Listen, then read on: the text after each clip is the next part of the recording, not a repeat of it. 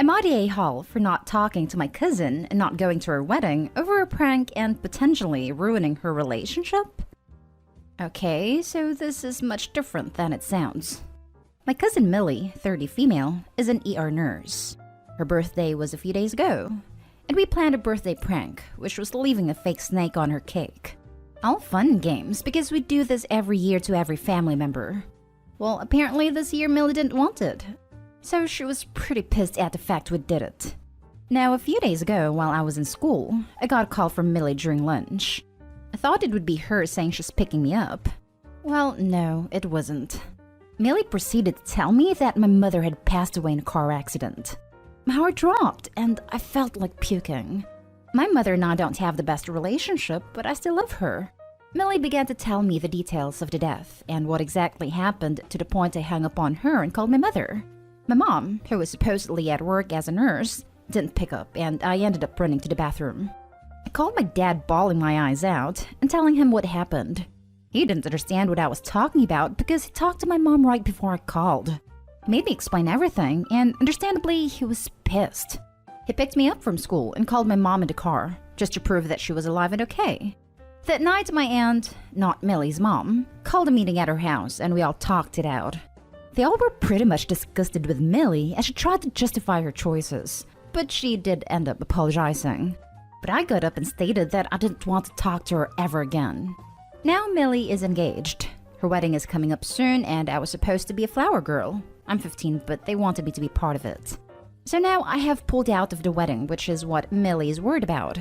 She doesn't want people to question where I am and started to yell at me for being petty. My dad took me home and I blocked Millie and everything. Her fiancé, who I am close to because he and Millie took care of me when I was younger, ended up messaging me, asking me to come. I told him no, and what his fiancé did was disgusting. He said while what Millie did was wrong for doing it at school, it was just a prank. I blew up at him. She told me my mother was dead. Freaking dead, I ended up yelling. He sounded generally confused and asked me what the hell I was talking about. I told him what happened, and turns out Millie and her mother lied to him and said that Millie just sent a gory picture to me while I was at school. Next thing I knew is that he left to stay with his mother and apologized to me. I apologized to him because I did call him a jerk while I was yelling. Now I'm getting blamed for ruining Millie's relationship. I'm still not talking to her or her mother, but Reddit, am I the a-hole? Now for the top comments. Wait, you're 15? So a grown adult tells you your mom is dead in brutal details, and that's funny? Snake on a cake is mild, nowhere near traumatizing, unless you have an extreme phobia. Not an a-hole. We checked with her close friends at her fiancé if she had a phobia against them. We got a firm no from all, which is why we went with it. Millie knew we were going to prank her because she participates in all the other birthday pranks and has gotten pranked in the past. So, wait a second. She participates in the pranks and then has a hizzy and turns into a psycho abuser when it's her turn? Good riddance. Maybe Millie's relationship is going down the crapper because she can't stop lying? Not the a-hole. How the hell could you have known she lied to her fiancé? And making you believe that your mother is dead? It's just sick. I don't blame you for not wanting to be a flower girl for someone who did that to you. I don't know the inside of their relationship, but I do know that they have been together since I was 8. Never really saw any problems with their relationship, which is why I feel bad about this. And since you don't know the insides of their relationship, you are not responsible for its outcome. You simply stated the truth, and why wouldn't you? Stop feeling bad about things you have no control over. You didn't make her do that awful prank, and you didn't lie to her fiancé. Going back in time, there's nothing you could or should have done differently. Calling someone and telling someone their mother is dead is not a prank. It's an act of cruelty. Your cousin deserves the fallout as a consequence of her own hurtful behavior. You are not the a-hole. Especially when the person calling is an emergency room nurse. Next story is titled, Am I the a-hole for bringing up a past issue with my father at a family wedding when pushed to talk? My cousin got married 3 weeks ago.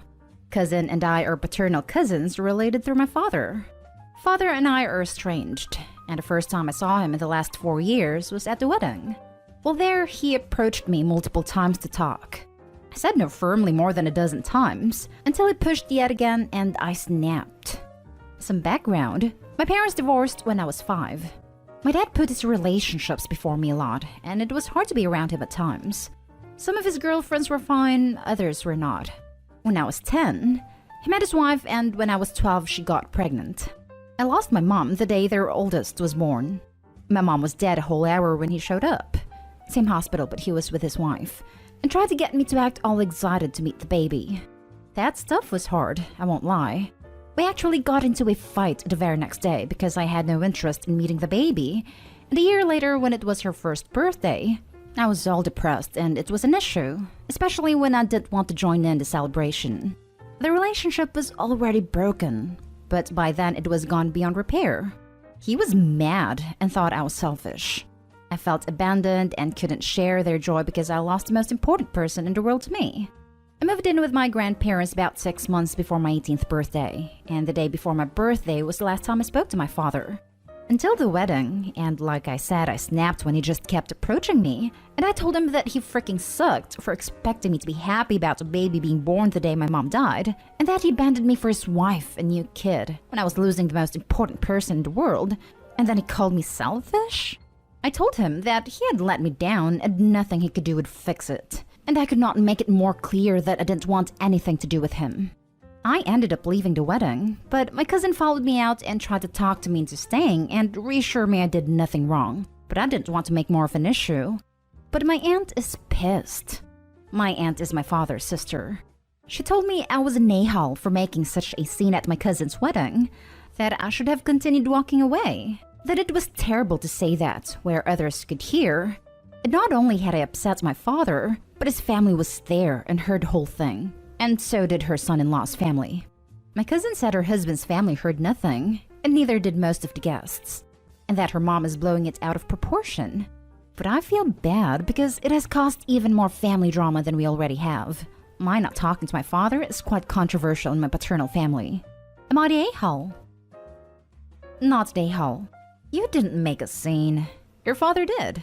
You told him repeatedly you didn't want to talk to him and repeatedly ignored you. Since his putting his knees over yours was the root of your initial issue with him, I don't think he's changed much. I'm sorry for the loss of your mother, Opie. Take good care of yourself. That's my question, though. Why on earth would he not just leave her alone after what sounds like many, many years of no contact? It's like he was asking for a fight. Not a-hole. You didn't want to speak to your father, and he kept pushing the issue, which understandably upset you. Your cousin, whose wedding it was, seems to support you in this, and that's what matters. She wasn't upset by the fact that you confronted your father at her wedding, because at the end of the day, no guests were really paying attention. This is just your father's side of the family overreacting and trying to make you feel bad for standing your ground. This is a wonderful point. Opie, at some point, please clear the air with your cousin and her new significant other. She sounds incredibly graceful and kind. Not a-hole. Your father was given opportunities to read a situation and chose to risk his niece's day. Listen to your cousin. You're okay. Now for the next story. Am I the a-hole for being upset that my parents are skipping my graduation for my brother's wedding again? I, 23 female, graduated with my bachelor's last year, and I'm now working on my master's. I'm the only child out of 6 to graduate college and get higher ed. My college posts academic schedules in advance, so I knew 4 years in advance the exact date I would be graduating. Throughout these years, I was reminding everyone when it was because it landed on my brother's, 27 male, birthday. Over winter break before the pandemic, my brother and his longtime on and off girlfriend announced they had eloped. My mom was ecstatic and started asking if they would have a ceremony. My new sister-in-law said they were already planning on their shared birthday. I interjected at this point that I was graduating that day and there was no way I could make it, and my parents since they would be there, but if they moved it to next year or any other time, we could do it. Before they could say anything, my mom said she'd be going to their wedding, not my graduation. I asked her if she was really going to skip something I've worked so hard for that I feel is a huge accomplishment. I could see skipping if they were going to get married, but they had already eloped and it would just be the ceremony. The next few months were very tense and icy, until the pandemic shut everything down anyway. I told my parents that there was a good chance they'd hold commencement next year around the same time, but almost guaranteed not to be on my brother's birthday, so keep the week cleared for the most part. Last week, my college announced they were going to hold a commencement for the 2020 class the day before his birthday. I was excited and thought everything had worked out. But when I told my mom, she said they would be gone the whole week with my brother and sister-in-law for a small destination ceremony across the country. She said she hadn't told me earlier because it was my finals week and I'd be busy anyway. I'll admit that I wasn't able to contain myself and started crying that my mom had skipped my graduation twice. She claims it's not a big deal since I'll be graduating next year with my master's and she can see that one. This has my family split and I can't tell if I'm the a-hole. It is his, presumably, only wedding ceremony, and that date does hold significance to them. But my graduation was years of hard work and dedication. Not a day-hole. A graduation cannot be rescheduled. A wedding can. And I find that having a wedding on your shared birthday is just plain lazy. Less presents, less work, etc.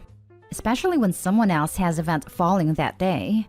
Your mother clearly favors your brother over you, and sees getting married to someone else as a bigger accomplishment. You want to know why? Because she is gonna get grandbabies. And they're probably going to have the same last name as her. If she treated you equally, she'd be begging your sibling to change the date. And she wouldn't be brushing off this accomplishment as if you were getting a participation trophy. Yep. And to add, I'm the only child out of 6 to graduate college and get higher ed. Cue the, well, you just think you're better than us, don't you? Comments from dear old mom. Opie, you're doing great. Keep being awesome. Build your life the way you want and ignore your mother. She's not capable of giving you the love and validation you need. I'm sorry. She's a terrible mother for treating you that way, and you deserve better. Maybe some therapy at your college student center might help. Keep studying and reach for your goals. Don't let your family stomp down your spirit. You deserve better than that. Not day-hole. You had that date set for years. Your family sounds like a bunch of selfish a-holes, to be honest. Agreed. She claims it's not a big deal since I'll be graduating next year with my master's, and she can see that one. If you weren't committed to a graduation date announced years in advance, you won't be committed to next year's graduation if brother has another celebration conflicting with a graduation date.